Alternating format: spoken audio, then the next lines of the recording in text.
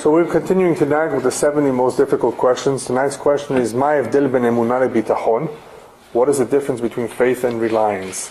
Some of you perhaps a little while back may have heard and may be somewhat familiar with some of the points that I will talk about tonight, because I do cover from time to time this topic of emunah and bitachon. I believe that it's one of the most important topics there is. This is a topic that one can gain very much from, whether you are observant or non-observant. Even those who are very knowledgeable and very observant have a lot to gain from this topic.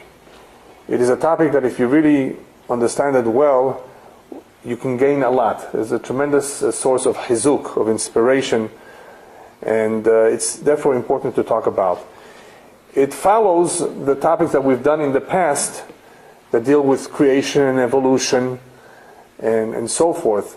We've spoken about the human being, his abilities, his unique abilities, especially the fact that he was endowed with free will, which is a very precious gift, which makes him somewhat independent as opposed to animals that function by instinct. So this human being, who has tremendous abilities, sometimes forgets himself, forgets about the presence of HaKadosh Baruch Hu, of the Almighty in this world.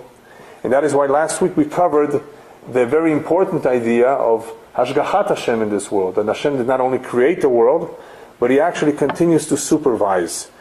Tonight's topic is very much a continuation of that topic of Hashgachat Hashem, because in order to understand bitachon in Hashem, one has to have a clear understanding of what Hashgachat Hashem is. One does not have bitachon in Hashem if one does not believe that Hashem mashgiach, that He actually supervises over what happens in this world. In English, Hashgachat Hashem is called divine providence. And as I explained last week, many have emunah, faith, the simple basic faith, but they don't necessarily have bitachon. So it's important for us to go through the differences between emunah and bitachon, and hopefully you will be able to see where you are holding and how much more one needs to grow in these two areas called emunah and bitachon. Emunah, even though it sounds simple, it means faith. As we will see, there are various degrees even in faith. And faith is not the faith that non-Jews call faith. When they say they believe, what does it mean that they believe? Do they know for a fact? No. They just believe it to be true. Are they 100% certain? Are they confident in what they believe? Not necessarily. That is what's called belief, or that's what's called faith in their eyes. For us, faith or emunah is an actual yedi'ah. It needs to be clear, crystal clear to us that there is God in this world, that He created the world. It's not just a belief that we believe blindly. We're not sure, but we believe. No, we know it for a fact. And this belief, or the idea of having true emunah in Hashem, the Rambam calls it Yesoda Yesodot Ve'amud HaChochmot. He calls it the foundation of all foundation and the pillar of all wisdom and knowledge. And that is to know that there is an omnipotent, I guess you can call it. In Spanish it's omnipotente, so I am assuming in English it's omnipotent. Yeah. Almighty God, who controls everything, created everything. And without this foundation, it is impossible to build any lasting structure that will be able to weather all the difficult and terrible storms in life. Life can be very complicated, can be very stormy, can be very, very eventful, or it could be uneventful. But if it is very eventful, people can have their ups and downs, and if they don't have a strong foundation upon which they build their home, their life, it could easily collapse.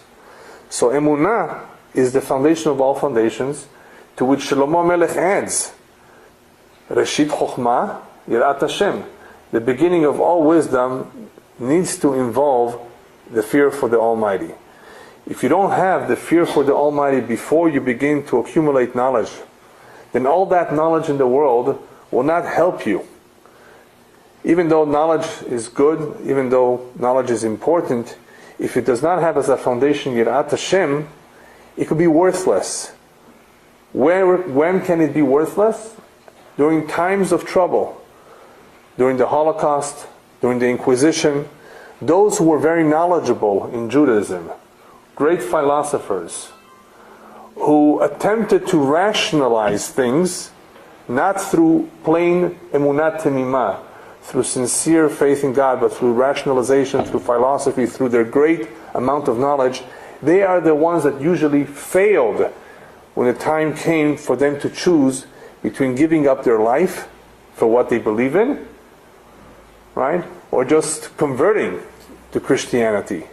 Their chokhmah did not help them during these difficult times. Whereas the Jews who were Yehudim Tmimim, who were simple, sincere Jews, not great philosophers, not great rabbis, simple Jews, but their emunah was temimah, sincere. No monkey business, no nonsense. Pure faith in God, they are the ones that succeeded in preserving their Judaism, in not giving in. So therefore, the Rambam says this must be a foundation before anything else is built on it. And if it's there to begin with, and if it's solid, then the structure that you will build on it, all the chokhmah that you will eventually learn and accumulate, will obviously benefit from this foundation. It will be solid. If not, chas v'shalom, any structure that you will build on a foundation that is not solid can easily collapse. The Holocaust was a terrible storm, and many people fell off their foundation because the foundation was not solid. Their upbringing, their chinuch, was not very, very strong. They had a very shallow root system. And when a tree has a very shallow root system, any wind can knock it down.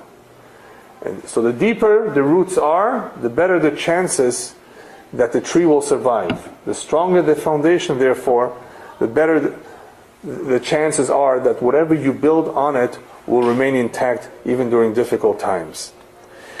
This emunah, as I said earlier, is called the yedi'ah. It's called knowledge. We know for a fact God exists. We don't just believe it. It's not a hypothesis or a theory. It's a yedi'ah. And in Jewish tradition, to know something means to internalize it. And when we internalize something, what that means is that we live by it. We're not fakers. When we believe in something, really believe in it, everything in our life will prove it to be so. If it does not end up like that, that means we don't really believe. If you really believe in something, then at some point it will be able to be demonstratable. In other words, you will be able to demonstrate it.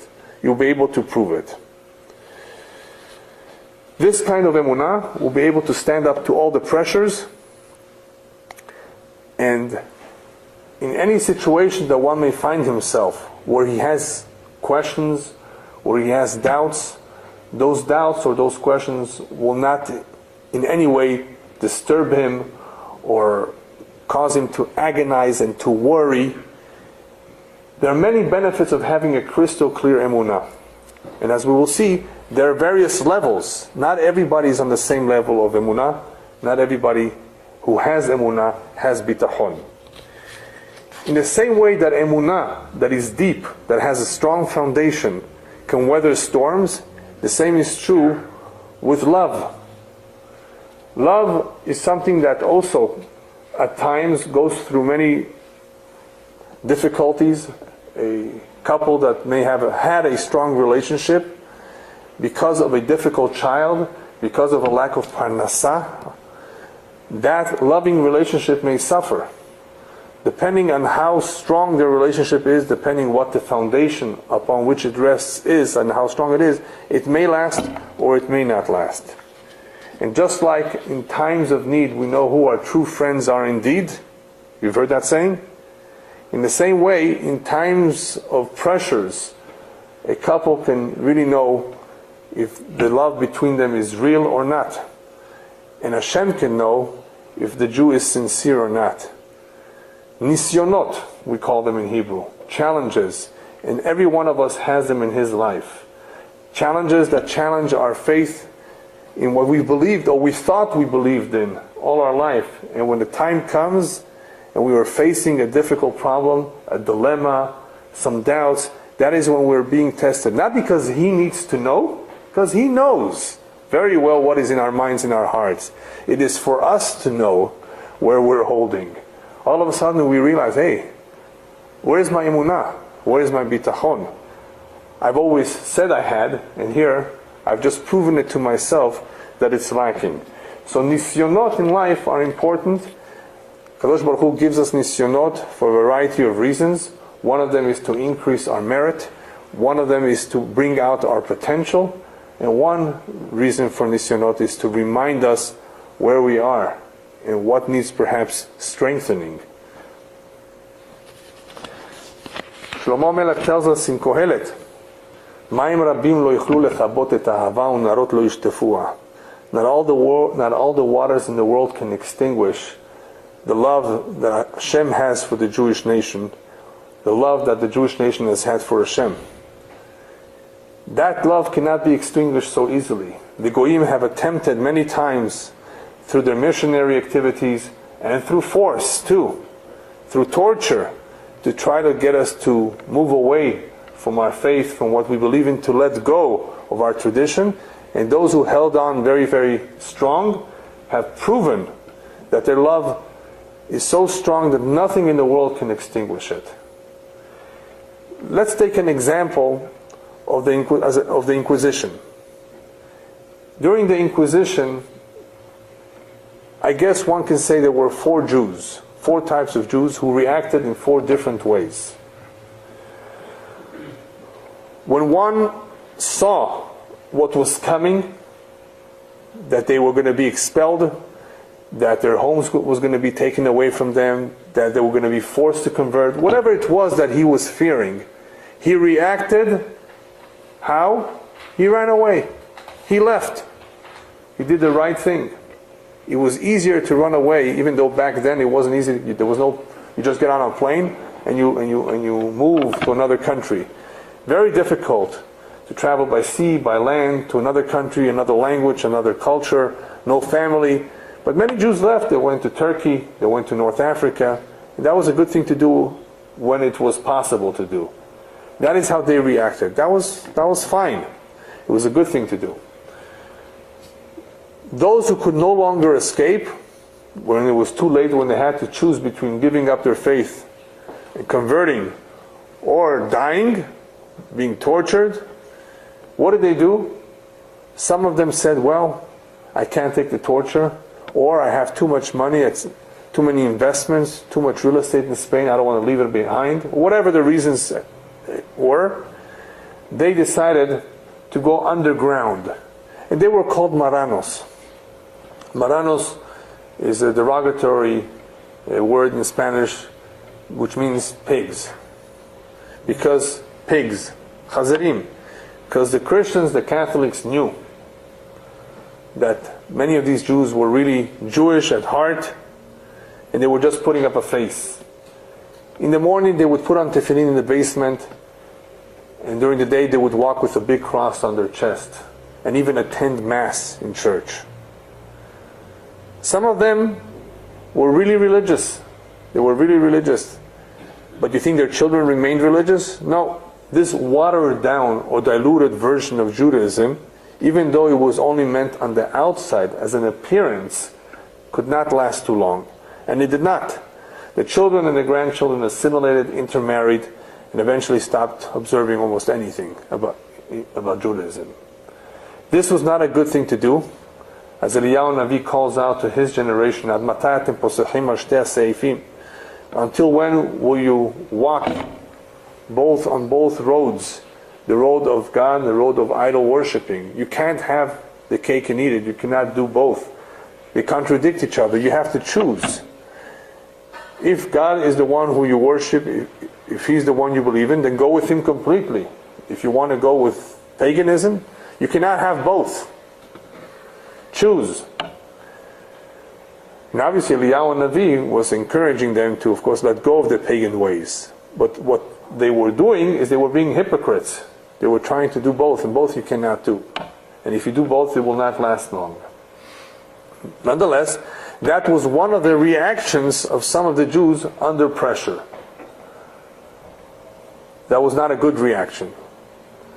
The third individual completely converted, which is even worse. He demonstrated that Judaism for him was something very shallow. He obviously did not have a very strong upbringing, because it's impossible for a Jew to grow up in a beautiful Jewish home and to just let go everything. If he saw a good example at home, if he saw dedicated parents who were willing to work hard, he usually retained that. It usually inspired him enough and gave him the strength to be able to deal with his problems whenever they would come up. So the one who gave up everything so easily and quickly, definitely it's because the home did not have a solid foundation that we were talking about before. A foundation built on true emunah. So if the foundation was not there, if it was lacking, no matter how much he went to school and how much he studied Torah, and no matter how much he memorized everything, what did we say before? Reshit Chochmah Yirat Hashem. The Chochmah will not help you during difficult times. You know, there are some Jews, when they're doing well, Yesh Elokim, God exists. As soon as they lose all their money, where's God? Right? When things are tough, that is when one's emunah is being tested. And if there's no strong foundation, all the chokhmah cannot help. No matter how much you learned, will not save you. You will have doubts and questions. How could God be so cruel and kill 6 million Jews? Right? There's no strong foundation. These questions popped up right and left after the Holocaust, during the Holocaust, by those who we don't want to blame or accuse. We're not here to accuse anybody, but obviously it could not be coming from the mouth of one who had a very solid foundation, strong, deep roots of Yirat Hashem and Ahavat Hashem. It's impossible. A strong building like that, that is built on a foundation of fear and love of God, does not just come down, no matter how powerful the storm is. And then we had a fourth individual, and he's the one that said, I'm going to sanctify God's name. I'm not going to give in. I'm not going to convert, no matter what they do to me, no matter what they take from me. There were those two. That was very positive. That was very, very strong, and we are proud of them. And there have been many such Jews throughout our history, just about every country, who sanctified God's name. The mitzvah of Kiddush Hashem is perhaps one of the greatest mitzvot that one can ever fulfill during his lifetime, and many rabbis actually had that aspiration that one of these days they should be given the opportunity, the zechut, the merit, to leave this world sanctifying God's name. So it's a zechut to be able to give one's life in a situation where it's a Kiddush Hashem. There are some, of course, who are not so religious and also gave their lives al Kiddush Hashem. Also very commendable. Because some things were crystal clear to them. Or it could be because of something they saw at home. They had the strength, and you need tremendous amount of strength and courage to be able to give up your life. But there's more than just courage, and we'll talk about that soon. It's called bitachon. Otherwise, if a person does not have true Yirat Hashem, true bitachon Hashem, Ahavat Hashem, he would not easily want to give up his life. It has to be something that he's completely clear about, something that he very, very much believes in. That is what gives him the strength, the courage, to be able to take that incredible, difficult step that not everybody could do, and that is to give one's life. So in the emunah of Hashem, as we said earlier, there are various dargot, there are various levels, various degrees. And how do you see the various degrees? The various degrees of emunat Hashem can be seen in Yirat Hashem, in one's fear for God. There are three kinds of fear. Imagine, I like to use the example of somebody traveling on the 101 freeway or 405, whatever it is. And it says speed limit 65. And he sticks to 65. And this passenger sitting next to him says, you know what, why don't you go 75? Why don't you go 85? Your car is capable of doing that. What's the answer going to be? Anybody want to suggest why doesn't he go over 65? Let's hear some answers. Huh? He's afraid of getting a ticket. How much is a ticket? What's the big deal? Huh? How much? It all depends how much above the speed limit, I think, right? If you went 120, it's going to be maybe a lot more than just a couple hundred. They may take away his license, no? What is that? Okay, so we've heard one explanation, which is true, that some people would love to go faster, especially if they would be able to get there on time. They're in a hurry. Why don't they speed? They don't want to pay an expensive ticket. They don't want to go to traffic school. They don't want their license to be revoked, right? Makes sense? No, they follow the rule. Oh, you maybe heard the lecture before already, huh? You've given the third. We've heard all three. The first one, the basic explanation that you will get from most people is they don't want to get a ticket. They don't mind going 80. The second individual says, you know what, I'm not so much worried about the ticket. If they said 65, that means anything above 65 could be dangerous to you and to others. A vehicle is obviously something very dangerous. So if you're going 85, 90, it's dangerous. So there are some who do not speed because it's dangerous. And then you have the third individual. I don't speed because I like to obey the law, like you said. How many of those do we have here? I think, if anything, it's the first or the second, or both. But the third one? It's only after experience to follow the rule. After experience? You get into an accident. Okay, no. Yeah, but not everybody had this. You're right. But now we're talking about nobody. Hopefully, had to have this experiences that he has to learn from his experiences. We're talking about initially. You're a new driver. You just got your license, so this is the first time you want to get there fast. Why not? Why not go fast?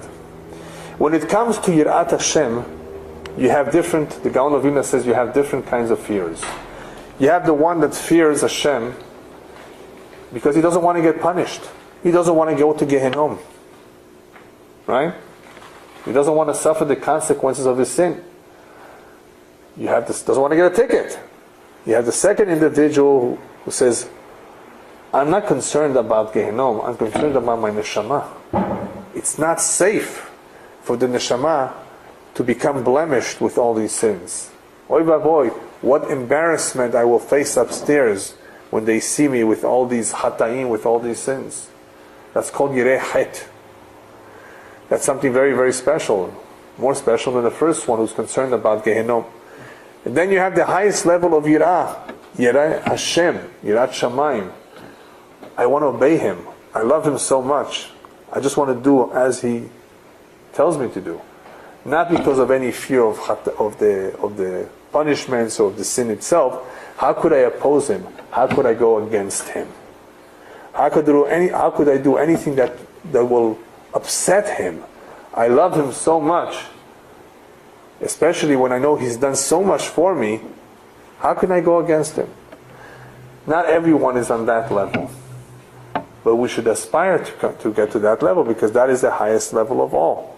Where yirah and ahava, with the fear of Hashem and the love of Hashem, are actually together. I love him because I fear him. I fear him because I love him. And that fear is not really fear, it's awe, it's respect. Because usually we associate the word fear with awe. I'm afraid of him. Fear or reverence of Hashem is something more of a kavod. The respect is so great that I would never think of going against him in any way. Yes? Explain Yirat Hashem, it's when you do something, am I getting closer to Hashem or am I going further away from Hashem? So by your doing, everything you do, if you think if Hashem is closer to you or is going further away from your actions, that's another way of Yirat Hashem. Well, those are you're talking about the consequences of your action. When you have a certain awareness and you're cognizant of the fact that when you do something against him, it causes distance. That's what het.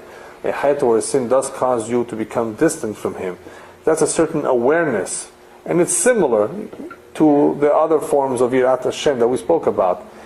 Nonetheless, that is not the ultimate. The ultimate is just because I don't want to do anything, Chas v'Shalom, that will oppose Him in any way. So there, I just use this as an example to show you that there are various degrees of why people do mitzvot or do not do averot, sins, because of their level of emunah or the level of yirah, which really basically describes their level of connection with Hashem. A true ma'amin, therefore, a ma'amin, a believer in Hashem, who is solidly in connection with Hashem, in other words, for the right reasons, is not embarrassed of his Judaism. His emunah is so solid that he has no reason to be embarrassed. It's so crystal clear, it's so simple for him, that why should he be embarrassed? And he's not afraid. Not afraid. A true ma'amin, therefore on the highest level, one who solidly believes in Hashem, his emunah, in other words, is not lacking in any way, can be seen in the fact that he is not embarrassed in any way of his Judaism, of his observance of the mitzvot, or is he afraid of anybody? Who's somebody that is embarrassed? Let's take a quick example of somebody who is embarrassed to do a mitzvah. And I have seen this happen a lot. You're at LAX, and you're going to be boarding the plane at 8 o'clock, 7 o'clock, whatever it is. And you say to yourself, okay, I have to pray mincha now. Well, what am I going to do? There's a lot of people around me. And there's nowhere to go. What do you do? So I've seen people go over to the telephone, pick up the telephone, Hashem sefatai tiftach, ufi yagid teilatecha.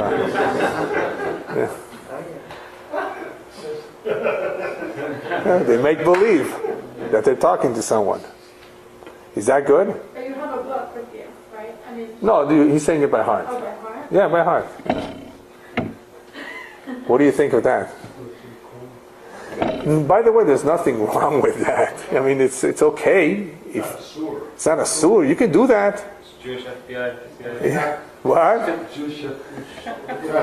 Well, what happens? What happens if after you said Hashem sefatai tiftach, you hear the operator? What do they say these days?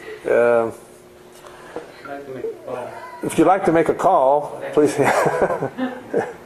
Anyway, the best way to handle this is to just go over to a quiet corner and start to pray. Well, if they see a kippah, usually people know. And even if they don't know, what's the big deal? I mean, there's a lot of Sikhs with their turbans, and there's all kinds of people these days. There's people with earrings in their nose, in their ears, purple hair, torn jeans, whatever you can think of. And nobody says anything to them, you know. They look very not normal, right? And they seem accepted. So, what's the big deal? You know, after all, you know, many people still think Jews have horns, you know. So, anyway, but that would be the correct thing to do, is to ignore the people at the airport, go over to a corner and pray mincha. You're on the plane, going to Israel on Siberian Air. I don't know if there is such an airline, but anyway. And your time comes to put on tefillin.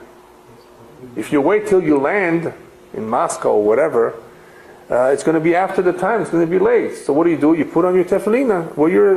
Whether you're sitting or standing up is already not as important. The time has come to put on tefillin. You're not going to do it. I will later remember many years ago when I first went to Israel to yeshiva, a Catholic lady came over to me after I finished praying. Oh, I very much respect your religion. It was a Kiddush Hashem. Here we're afraid, we're embarrassed perhaps, and here we see the opposite effect. They respect us because we're strong, because we have the kippah. What is that? Exactly. Right. And that's why I said that whoever has true emunah on the highest level, whoever is solid, strong foundation, will not be embarrassed whatsoever. He will be so strong, shelo echpat lo. He's not concerned. He's not afraid. He's not embarrassed. He's definitely not afraid. What he's saying is it goes back to the signs that you were talking about. It's two people that have strong emunah and one sign that's more. Oh, I agree with you. If you want to bring in astrology, I definitely will agree with you that every sign has different strengths and weaknesses, and there's some of the signs that are more shy will have difficulty in areas where they may be, embarrassed. But the one who's not embarrassed will have other problems. There are some signs that I have totally not embarrassed, and I'm sure they will have other problems in other situations, depending on what their weakness is. But when it comes to something like this, if your emunah is not strong, even if you are not shy, the Yetzer Hara will try to dissuade you. That's something else. That's a positive busha. Busha me'avonot, right? Lo liot takif, not to be too aggressive, right? That's a different kind of busha. That's a timidity and bashful, but not somebody who's not embarrassed. In other words, somebody who's embarrassed is different, because embarrassment means embarrassed because of who you are. You're embarrassed to be Jewish, right? So it takes a certain amount of emunah to understand, why should I be embarrassed, especially in this country where it's a democracy. Nobody really cares. So what if they see you putting on tefillin or praying and shaking?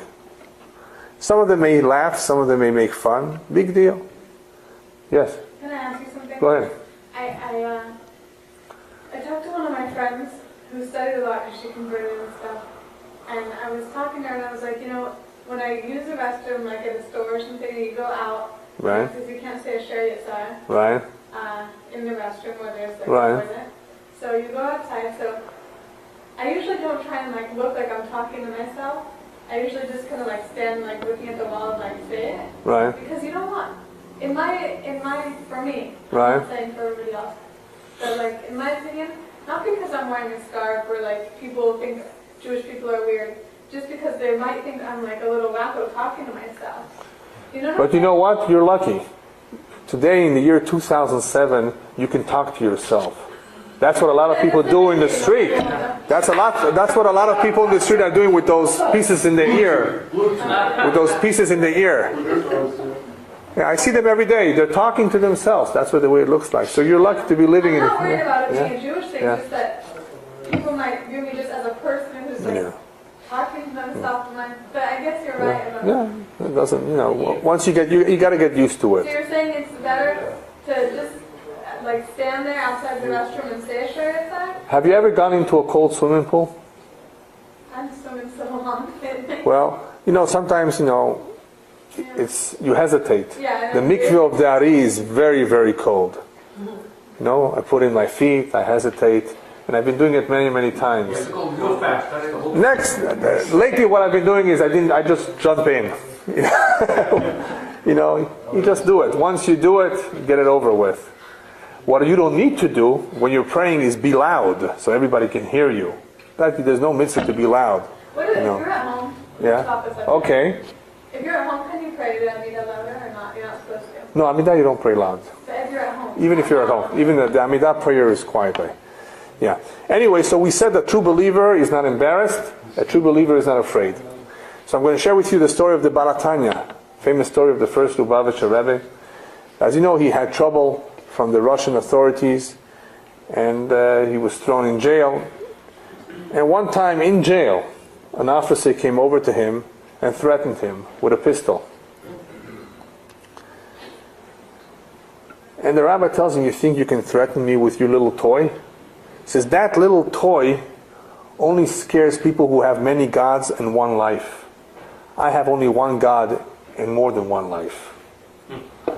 Did everybody get that? No. I have Olam Haba to look forward to. I only have one God. It only scares people who have many gods and just one life. They don't want to ruin it. They're afraid. They're going to lose their life. Therefore, you don't impress me. You don't scare me. It takes courage to say that. Where does that courage come from? A very, very strong, high level of emunah. Now, this emunah that we just spoke about, today we're talking about the difference between emunah and bitachon. This emunah, a very important component of this emunah is what we mentioned last week, is that Hashem does not only exist, but that He oversees what's going on in this world. He looks after us. That's called Hashgacha. The more one has that idea in his mind, that Hashgacha is real, this, what used to be plain emunah, will grow and become also bitachon. So you see, when one is born, when one is growing up as a child, one does not usually have too much bitachon. Bitachon is a matured form of emunah. And you will see, I'm going to give you examples of bitachon that even the most observant Jews are lacking of. And that is what's so surprising. Okay? A mature emunah, if it grows properly, it eventually becomes also not just emunah, but bitachon. Now, what's bitachon? Emunah means what? I believe in God. Right? Bitachon means I believe God. Did you just hear the difference? I believe in God, zemunah. Bitachon is I believe Him. I trust Him. Two very different things. To believe that He exists, very nice, very important. But to believe in Him and to believe Him are almost worlds apart. Okay? So bitachon means trust, reliance. I trust Him, I rely on Him. I not only believe that He exists. And this can only come about through having true emunah, which eventually matures and also consists of bitachon. Just like we said before, that emunat Hashem can be seen in its various levels in the midah of yirah, of fear, of how much a Jew fears or for what reasons he fears. In the same way, bitachon b'Hashem can be seen in ahavat Hashem, in how much one loves Hashem. Because in love there's also various levels. And just like in times of need we know who our true friends are indeed, who is a true friend in times of need. Everybody tells you that you're your friend. But ask him to give you a loan and we'll see if they're, if it's a friend. And ask him to come help you during a very difficult time and you will know if he's a real friend or not. In the same way, bitachon b'Hashem can be seen in the level of ahavat Hashem. That is seen during very difficult times. As I mentioned earlier, during nisyonot, during challenges. Now, why is bitachon so important? Bitachon is important for this reason alone, for difficult situations. Because if you ever run into difficult situations and you have questions and doubts, what are you going to do? How is one going to react when faced with a big problem? Let me share with you a famous story. A father of 8 children, maybe 10, I don't remember, used to work in Manhattan at the Twin Towers. On the, I think, 96th floor. 2 weeks before September 11, he lost his job. He was fired. Okay? What is he supposed to do? What's his reaction? How does he feel? If you go to interview him, you probably find him, if he's typical, sad, depressed, anxious, worried, maybe even yelling at everybody out of despair, not knowing what to do next. Perhaps looking at newspapers, perhaps making phone calls. Blaming God. Not having peace of mind. Right? You may meet somebody like that. Having lost his job, 8 kids, sole breadwinner, big rent or mortgage. Yeah, it's quite typical and normal. Speak to him 2 weeks later after the September 11, and what do you find? Baruch Hashem, Ishtabach Shemo, what a miracle. A big smile on his face. Gamzula Tova. Yeah? Right? Probably, yeah. Yeah, this is a true story.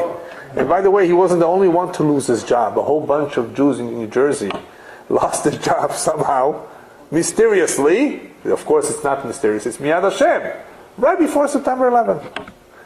There were others who simply came late. Why? Because they were busy saying selichot. That was the time of selichot. So their shahrit was extended. Then there was one guy who was very upset at the Hazan. The Hazan was crawling through the shahrit, taking his time. Unusual.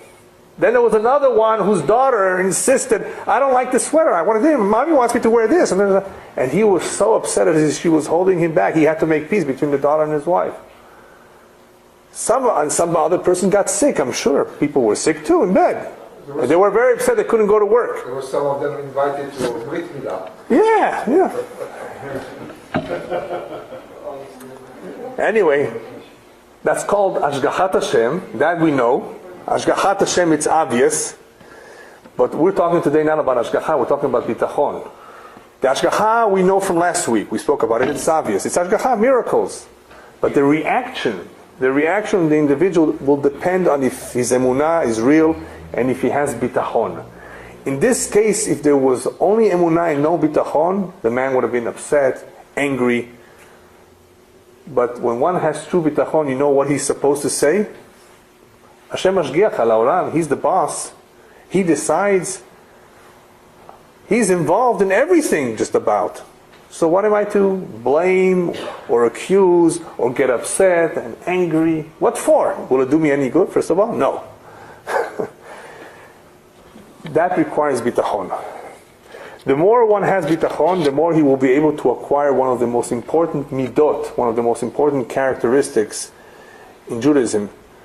One of perhaps the most admirable midah, that's called simcha. Yivdu et Hashem b'simcha, the worship of Hashem, the fulfillment of the mitzvot should be done ideally, happily.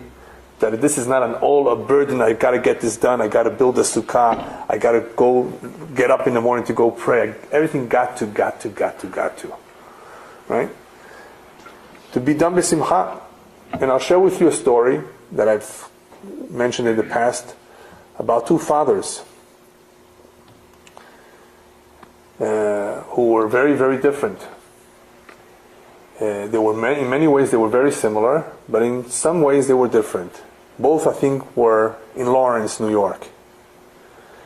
One, they were both religious. One's son went to yeshiva to become a rabbi, and the other son went to become a priest.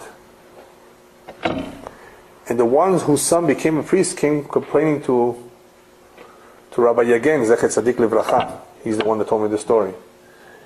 Rabbi, what did I do wrong? We're both very similar. Our homes are very similar. We're different in some ways, but we're very similar. Why did his son go to yeshiva after high school, and my son decided to become a priest?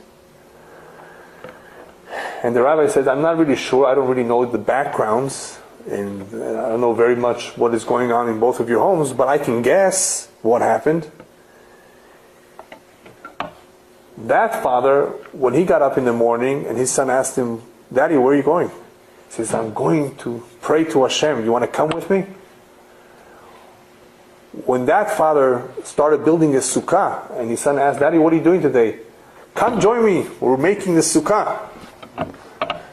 There was a lot of happiness in his performance of mitzvot. When you got up in the morning, perhaps your son asked you, where are you going? He says, I just got to go now to pray. What are you doing now? I just got to get this sukkah up. So when your son grew up, he says, I don't got to. Everything for you was I got to, and I got to, and I got to. There's no simcha. The son got up and said, I don't got to. I don't have to. Simcha is a beautiful midah. It's an admirable midah, but it's one of the most difficult midah to acquire. Some people have it more naturally in them. But it does not mean that they can do every mitzvah b'simcha. The Gaon of Vilna says that is the most difficult mitzvah for him to fulfill. To be happy at all times during Sukkot, when it says v'samachta b'chagecha, for example, every moment to be happy, very difficult. But when one has tremendous bitachon b'Hashem and lives through his bitachon, conducts himself with bitachon, that everything is min hashamayim, it's easier for him to always be happy. This midah of bitachon and emunah, for them to really, really help one in one's life, for one to have a smooth life, an easy life, it is always best for them to be acquired early on. One can do teshuvah at age 59. True. But what a waste, 58 years having heartaches, frustrations, disappointments, right? All of a sudden now he finally learns that everything's min Hashemayim. So therefore, the earlier these midot are to be found, the better it is. The chances are that one's life will be free of hassles, of problems. And I like to use the example of a mortgage. Anybody here who knows about mortgages may have heard the term, whoever is in first position. Have you heard of that term? A loan in first position? Let's say you have a loan with a bank. You bought a house, you have a mortgage. And now, you want to borrow some more money to remodel or for whatever. What's that going to be called? A second. You know why it's called a second? Not because it's a second loan, because that second is in second position. If somehow the person loses his job, cannot make payments, goes bankrupt, and the bank has to take over the home and sell the house to recover its loan, which lender do you think you're going to get the money, the first or the second? First, the first lender is going to get his money. If there's anything left over, it's going to go to the second. So that is why whoever's in first position has an advantage. He gets the money first. The same is true with whoever's in first position in a child. If a child, from the very beginning, early on, in his mind, he first has emunah and bitachon before any other information, before any other junk. If that's there in first position, it will guide him through the rest of his life. It will give him tremendous amount of strength. It will help him very, very much in many areas. If it's not in first position, but something else is, it will be tough. That is why Jews who lived in communist Russia, who are just now making aliyah, and who are over 60, have a hard time doing teshuvah. Why? Because they were brainwashed with communism. Who was in first position in their mind, in their head? Communism was. Some of them, when they were children, were told to snitch on their parents. Do you know that? They went and told the authorities that my father is learning Torah, keeping Shabbat, going to mikveh, whatever. They snitched on their own parents. That is how much they brainwashed them. Today, to let go of all that mindset, of that, all that atheism, is not impossible, but it's more difficult. Whoever is in first position in a child's mind, in a child's life, has the upper hand. So you want to imbue in children, the earlier the better, emunah and bitachon b'Hashem. Tremendous amount of influencing, of talking about it, of inspiring them. Because if they are in first position, they're going to make a big difference in his life. So I think most of you by now understand the difference between emunah and bitachon, but you don't know where actually bitachon is seen, where it is necessary, and where one has a chance to see for himself if he is a bal bitachon or not a bal bitachon. Bal bitachon means one who possesses this midah, this characteristic. First area, shidduchim. One has to have tremendous bitachon in Hashem to believe that even though he's single for so long, HaKadosh Baruch Hu mezaveg zivugim, he's the one that puts people together. Some people don't think so. Some people don't believe it. And even those who are observant are not sure because they're old and they don't see anything happening. Everybody else is getting married before them. If for any moment, even for a second, they say, oi, in Yiddish that's called a krechts. You know what a krechts is? How do you say krechts in English, Salman? Oh. If somebody complains, wails, cries, expresses himself in a moaning, yeah. Is it wailing? No, to moan. If anybody moans to his father, to his mother, to a friend, I don't know what's going to be. That's a lack of bitachon. That means you do not believe that Hashem has somebody in mind for you, that Hashem has a certain moment in mind for you. As long as, of course, you don't misbehave, of course, as long as you're doing it, you're trying, and as long as, of course, you're a good person, you have nothing to worry about. If you are worrying, it's a lack of bitachon. You don't have bitachon. After all, the rabbis tell us that 40 days kodim yitzirat havlad, 40 yom kodim yitzirat havlad, it has already been determined, bat ploni leploni, who's going to marry who? So what's your worry? Lack of bitachon. Another area is parnasah, livelihood. What's going to happen?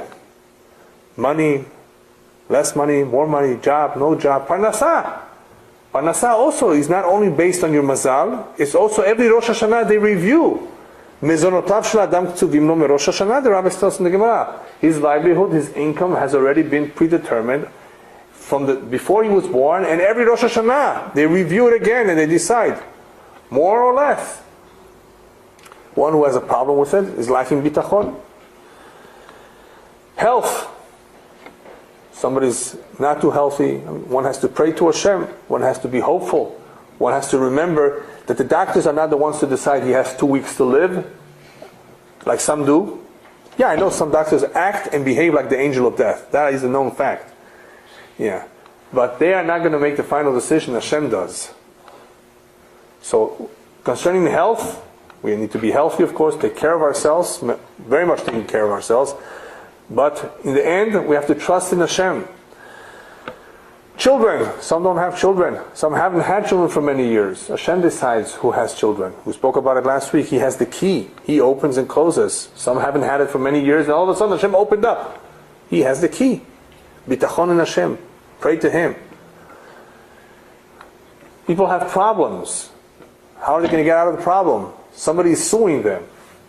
If you have bitachon b'Hashem, you know whatever is meant to be is going to happen anyway. Direction, where should I go? What should I do? Trust in Hashem. After all, the Zohar says, the Gemara says that one's feet take him to where they need to be. One does not always make the decision as to where he's going to go. When it comes to Yirat Hashem, to perform a mitzvah or not, yes, he makes a decision. But to actually go, you intended to go to the 405 and you ended up on another freeway and another street, that could be min hashamayim. I mean, it not could be, it is. I mean, He may allow you to go one way and not interfere, as long as it doesn't go against His plan. The kivun, and the direction that ultimately a person takes, is always directed, or at least in accordance with Hashem's plans. Same thing with a job. What job are you going to get? If one is fired from a job, as I gave you an example before. One should not press his luck too hard. The rabbis tell us, when you see that you try once after another to get a job, and it doesn't work, that means it's not meant for you. Two people are going out with each other, and he sees that one of them, one side does not want, is not interested, or the parents are very much against it. He should take heed of that, but perhaps this is not meant to be. We have to pick up on signals. We do not determine what is going to happen just because we have an interest in something. We do not determine it. Hashem determines it. So if you push too hard, you're going to be disappointed. Why push hard? When you see that it's not working out, when you sense that this may not be it, don't push too hard. Rabbis tell us when it comes to shidduchim, if somebody is meant for you, nobody's going to take her away from you. That's usually the case, unless you're not behaving yourself. When one does not behave himself, the rabbis tell us, you better be careful. Shema yikatmenu achel berachamim. If somebody very, very much prays and asks Hashem, I want this one, he may actually take her away from somebody where she really belongs.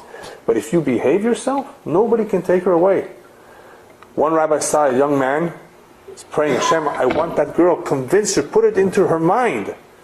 I says, why are you praying like that? That shows a lack of bitachon. If she's yours, you don't have to pray so hard for it. You're going to get her. If she's not for you, you'll know about it very, very soon. Don't push yourself too much. Even though it's true when it comes to zivugim, and B'ezrat Hashem, we'll talk about it in a couple of weeks from now, it can be kikriyat yamsuf. There are arguments between the parents. It does not always go smoothly. It does not always go easily. But you can sense where things are going. And usually the problems that have nothing to do between the chemistry of the two, outside problems like monetary problems, these are just meant to cover up. What's cover up means because there's some kitrugim upstairs, there's some accusations sometimes. and things therefore do not go smoothly. But it does not mean that they're not for each other. If they're not for each other, it will become very evident from the first or second time. One will feel very much opposed to the idea. Then don't push it. There's no reason to push it.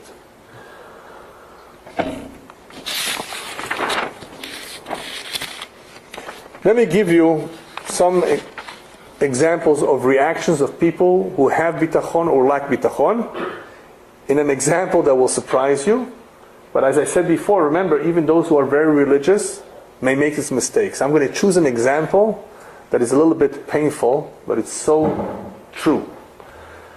Let's take Reuven. Reuven has a hardware store here on Beverly Boulevard, right here on this side. He has this hardware store for 15 years. He has built up a nice clientele, right? 15 years. He's doing business very well.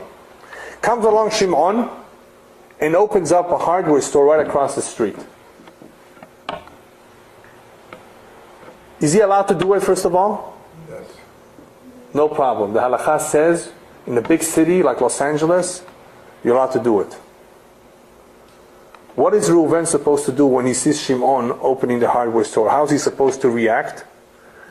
If he has no bitachon, as many do not, how dare he do it right in front of me? He couldn't do it a block away. He couldn't do it a mile away. He has to be right across the street from me. First of all, it could be that's the only place he found. It could be he got a good deal for the lease. Who knows why he did it across the street, right? But there are people who are going to be very, very upset. Anybody who gets upset at something like this, total lack of bitachon b'Hashem. Because what did we just say? Bitachon b'Hashem includes knowing that parnassah is in the hands of Hashem. And not only is parnassah in the hands of Hashem, the rabbis tell him, "En adam nogea b'ma shemuchan lechavero." Afilu kemalei mima. One cannot touch or take away what is destined to his friend.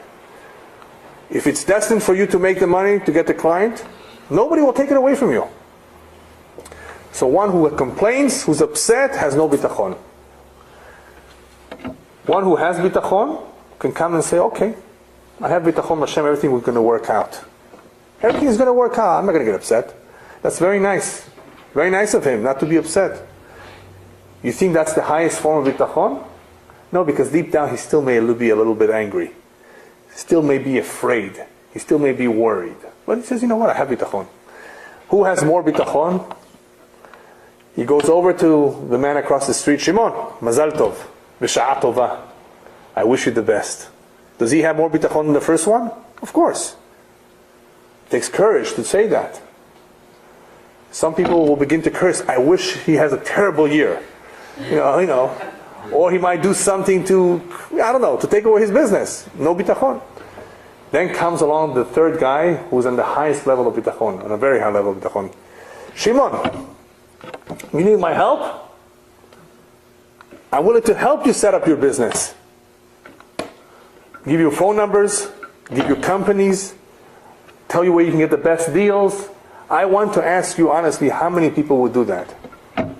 To go over to their competition and share with them secrets of the trade. Huh? Only one who has tremendous bitachon Hashem. You think he's going to take away? Go to Mexico City, go to downtown Mexico City, and you will see 10 zapaterias. I don't know, zapaterias, shoe stores. Okay? Huh? 10, one after another. You wonder how they're all making parnassah. Go to the jewelry. Community downtown has all carpets. Yeah, go to the jewelry district. Go to the jewelry district. You know, in the jewelry district, they're all crying because they're Persians. You know, they're all crying. They're always crying. No business, no parnassah. They're still making money. They're still making money, but they're crying. But how, I always wonder how they're all making money. You know, there's jewelry in the 3rd floor, and the 10th floor. There's across the street, and this. In all the buildings, they're all selling jewelries. The Armenians and the Persians, right? But there's parnassah for everyone. Whoever complains and cries, he doesn't have bitachon Hashem. It's not. So when it comes, They're afraid of evil eye, of Ainara. yeah, that's another story. Yeah. So anyway, when it comes to bitachon Hashem, not everybody's going to go help the competition. I want to tell you a story with Rabbi Akiva. Rabbi Akiva reacted properly to a situation where many would have despaired, many would have had a problem. He was once traveling, famous story brought down the Gemara. He was traveling and he wanted to, of course, spend the night in someone's home, not in the field, not outside. Nobody took him in, nobody invited him. Whoever he asked refused. So he says, Gamzu letovah. It's all meant from above, apparently. I mean, Hashem wants me to spend the night outside? Fine. He had with him he had with him a donkey, a rooster, and a lamp. Rooster is an alarm clock. Yeah? They still use them as alarm clocks in some places. The donkey for traveling. And the lamp, of course, to read, to see, to learn Torah. Anyway, comes a wind and blows out his candle. What does Rabbi Akiva do? Oh no? No, he doesn't say the word oh no, it doesn't say oy vey, nothing like that. He says gamzu letovah. It must be for the good. Comes a cat and eats his rooster.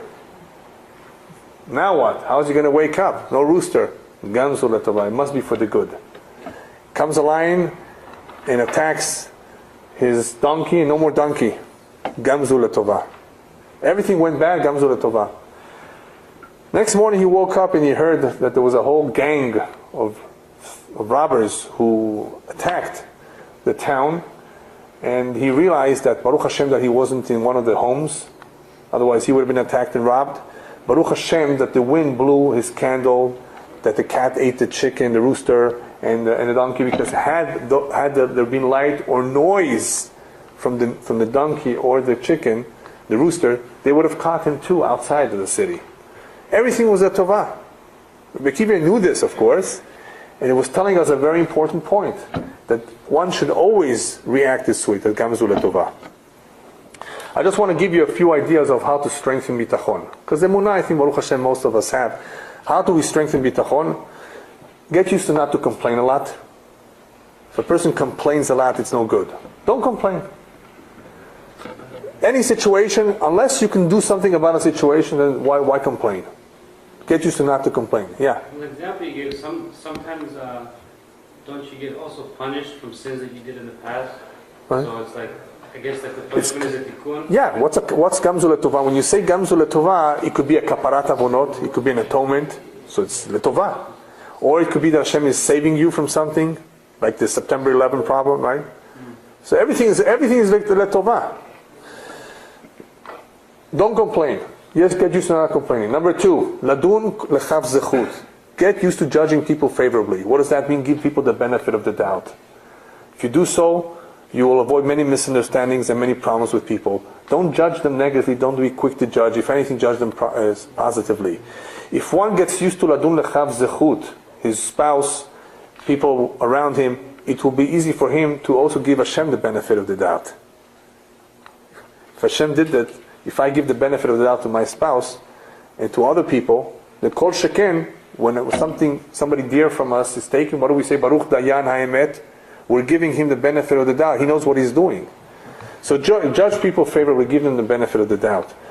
Be content with the little that you have. How do you do that? Focus on what you have instead of what you're missing, or what you're lacking. Or as they say in English, the cup is half full, not half empty. Right? So focus on what you have. There are a lot of people who are worse off than you. Be content with what you have. Go to a hospital and see how people are, how they're faring, not too well. So look at what you have, not at what you do not have. Remember that this world is a temporary world. You don't take it with you, therefore. All of this will help one become less materialistic. All of this will therefore allow one to have less worries and anxieties.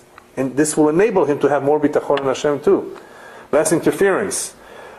And another very important point is obviously to learn Torah, to come to classes like this, to open up Sifrei Musar, because they will remind us on how we shouldn't be so nervous and so worried. We need reminders. Sipurei Tzadikim, to read stories of Tzadikim, miracles that have happened to others. All of this strengthens our emunah and bitachon Hashem, that He is Mashiach, that He actually allows for things to happen. Otherwise, how do you explain this miracle? This also gives us tremendous strength in bitachon in Hashem. Anybody who develops a strong bitachon in Hashem, his prayers will be different. He will actually be able to turn to Hashem and focus better, because he knows that everything depends on what Hashem says. So he will be able to turn to him with confidence. Hashem, you can make changes because I have bitachon in you. So one's prayer will be very different. It will be more powerful, more focused if he has bitachon. You will ask for what you need to ask. What is a good way of asking Hashem for something? Hashem, you know better what I need. So why should I even be specific? Chafetz Chaim says you don't have to be specific. Unless it's, of course, somebody's very sick in the family and you want to have his name in mind. That's something else. Hashem knows you need parnasah. You think He doesn't know? So one does not have to be specific because one never knows for sure if something is good for him. Hashem, I want that job. Can you convince the guy to accept me? Hashem says, no, that job is not good for you. Hashem, can you convince that girl? She may be a witch. Why do you want her? How do you know? Hashem, please send me the right one. That's better than being specific. If one has bitachon b'Hashem, then he doesn't have to be specific. Hashem, you know what I need. Send me the right one. Okay, we've come to the last point of bitachon. Okay, we've spoken a lot about having bitachon b'Hashem, trusting in Hashem, leaving it to Hashem, saying gamzu letovah, not having to worry about parnasah. Where does hishtadlut come in? Hishtadlut means making an effort. Perhaps I should sit home, not do anything. If it's meant to be, the parnasah will come knocking at my door. After all, when it comes to zivugim, Rivka went to Yitzchak. Yes, it's true, Yaakov went to Rachel and Leah, but usually, it could not usually. Sometimes it could happen that the girl would come to the boy. So maybe I should have bitachon, that's the way it's going to happen. Well, when it comes to the boy is the one that initiates. So the boy cannot say, I'm going to wait for the girl to come to me. The girl can say, she's allowed to say, hopefully the boy will come to me, because that's the usual way. The boy initiates. The gever mechazer achar isha. The man looks for the woman, not the other way around. Women should not be traveling all over the world to find their soulmates. If they have bitachon b'Hashem, the soulmate will come knocking on their door. Not everyone. As I said before, Rivka went to Yitzchak. But the vast majority of the boys find the girl, not the other way around. I'm not talking about shatchanim that put the two together in the same town. So, where does ishtadlut come in? There's a famous machlokah between the Rambam and the Ramban when it comes to, should I go to the doctor? Somebody, chas v'shalom, has a problem. He's very sick. He needs an operation. He can say, I have bitachon b'Hashem that if it's meant to be, it's just going to stay there. If it's not meant to be, Hashem will remove it. Ki hu harofeh kol basar u'mafil la'asod. After all, He's the doctor. He's the chief doctor, chief surgeon. He's the boss. Can you do that, or do you need to go to a doctor, to the hospital? Machloket. It's not an easy answer. The Ramban says no. V'rapo yirapeh, even though it says, and we infer from that one can use a doctor, the Ramban says no. If you have bitachon b'Hashem, Hashem will take care of it. Funny, both of them were doctors. Yeah, they both were doctors. Yeah, you're right. The Rambam says, no, you got to actually go to a doctor because en somchim la'lanes. You cannot rely on miracles. You have to make an effort. What do the commentaries tell us? Rabbi Manila is right. They were both doctors. How could they say something like that? How could they have a machlokit about something so basic? Medicine. So the commentaries tell us they both pretty much agree that it comes down to how much bitachon you have in Hashem. If you really have bitachon in Hashem, real bitachon, you don't have to go to any doctors. Most of us cannot make that claim, therefore we have to go to doctors. You see what I mean? Most of us cannot make that claim that we have such clear bitachon that we can just say, Hashem will take care of it. So unfortunately we're not on the level, or we do not have the zechut to see an open miracle like that. And therefore we have to go al pi derech hateva. We have to go the natural way of going to see the doctor. However, we should not lose there was the awareness that He is the ultimate decision maker, that even though when we go to a doctor, it's not the doctor who will allow us to become healthy and recover. Hashem is the ultimate one who will make the decision. Unfortunately, we have to go through His messengers, through His shalichim. Bitachon, ladies and gentlemen, is an incredible, important midah, as I mentioned earlier, that will make a big difference in your life. If one conducts his life with bitachon, his life is very, very different. And I'd like to end with a point that really relates to marriage, but can also be used and adapted to bitachon. What do you think makes a man very happy in a marriage? The most important thing to him. What is that? Respect from his wife? I think that's important, yeah. Is that the most important thing? How about a devoted wife who who makes breakfast in bed for him and really devoted, everything. Is that good? No. What if she gives him a big hug every time he comes home? That's better. Yeah? Well, not every- Is that important? For some people that's very important. Yeah? Well, anybody want to suggest what else is important for a husband? Wife can be Yirat Shamayim. A wife that's Yirat Shamayim, yeah, God-fearing. I think when people are dating, they want a God-fearing woman. Home to come to.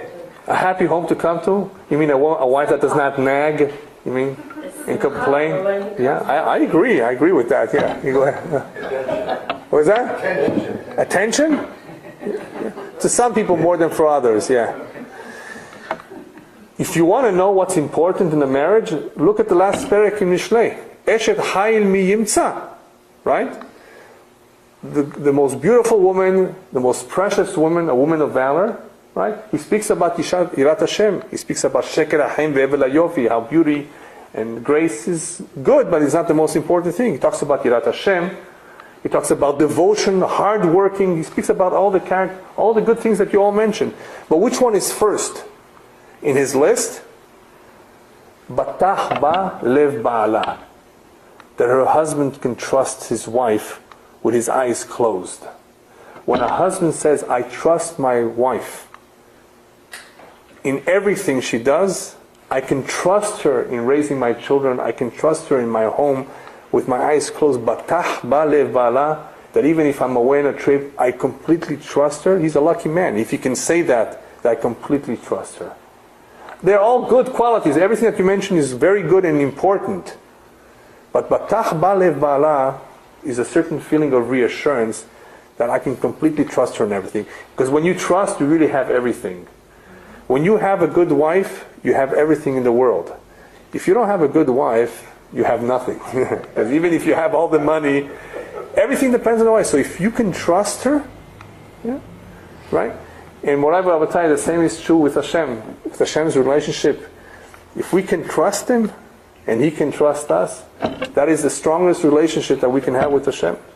And that is why we say in the prayer, Baruch HaGever, Asher Yiftach B'Hashem, V'Haya Hashem Yiftacho. Fortunate is the man that can lead his life in complete trust in Hashem, and that Hashem is his ma'uzo, is his strength, that he can always rely on Him, always turn to Him. This is a fortunate man, and that is what I wish all of us, including myself, that we should always have this kind of a strong relationship in Hashem that is based on true emunah and bitachon.